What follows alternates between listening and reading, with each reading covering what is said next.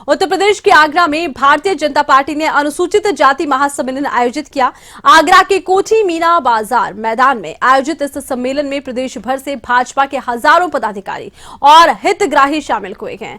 BJP के राष्ट्रीय अध्यक्ष जेपी नड्डा और मुख्यमंत्री योगी आदित्यनाथ ने कार्यक्रम को संबोधित किया। भाजपा अध्यक्ष जेपी नड्डा ने कहा, कांग्रेस ने हमेशा दलितों का दमन किया है। भारत रत्न भीमराव अंबेडकर की उपेक्षा की है। उन्हें चुनाव में हराने और संसद पहुंचने से रोका गया। मरणोपरांत भारत रत्न भी समय पर नहीं दिया।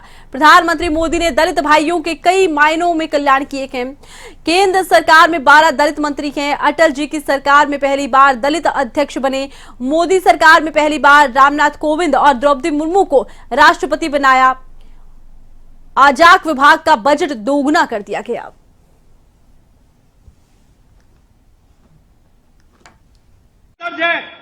कि कांग्रेस पार्टी के शासकों ने कहा कि नहीं, यहां पर हमारे लिए संसद में भीमराव अंबेडकर की चित्र लगने के लिए जगह की कमी है। ये जब जनता दल की सरकार आई तब जाकर के काम हुआ। यही नहीं, मरणोपरांत भीमराव अंबेडकर जी को भारत रत्न भी नहीं दिया गया। नेहरू जी ने अपने आप को खुद को भारत रत्न दे दिया।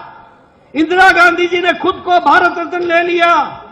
खुद ही अपनी कुर्सी पर रह करके अपने लिए भारत रत्न लेते रहे, लेकिन भीमराव अंबेडकर को भारत रत्न नहीं दिया। भीमराव अंबेडकर को भारत रत्न तब मिला जब जनता दल की सरकार थी और भारतीय जनता पार्टी का समर्थन था, तब जाकर के उनको भारत रत्न मिला।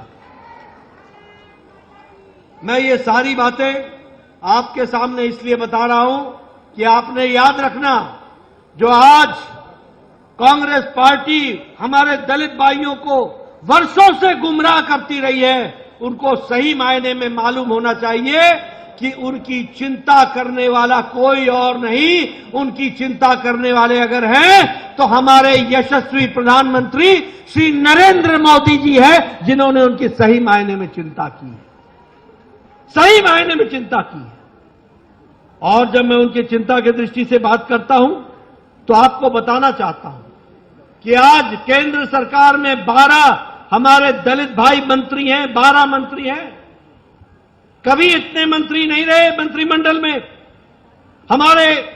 जब हमारी सरकार थी, अटल जी की सरकार, तो पहली बार लोकसभा का अध्यक्ष जीसी बाल योगी दलित, वो पहली बार अगर अध्यक्ष और स्पीकर बने तो वो अटल जी की सरकार में बने। ये हमको ध्यान में रखना चाहिए।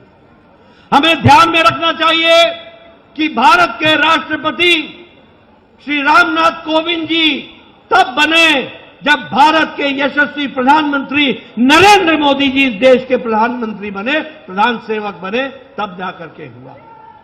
हमें ध्यान में रखना चाहिए कि पहली बार भारत के राष्ट्रपति अनुसूचित जनजाति की महिला पहली बार बनी तो तब बनी जब भारत के यशस्वी प्रधानमंत्री मोदी जी का, जो हमारे प्रथम सेवक हैं, उनके नेतृत्व में बनी।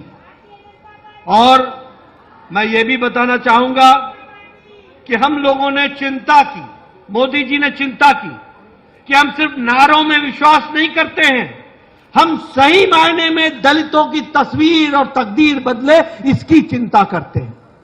और जब हम कहते हैं कि सही मायनों में बदलना चाहिए, तो योजनाओं के माध्यम से उनको आत्मसात करने की कोशिश की गई।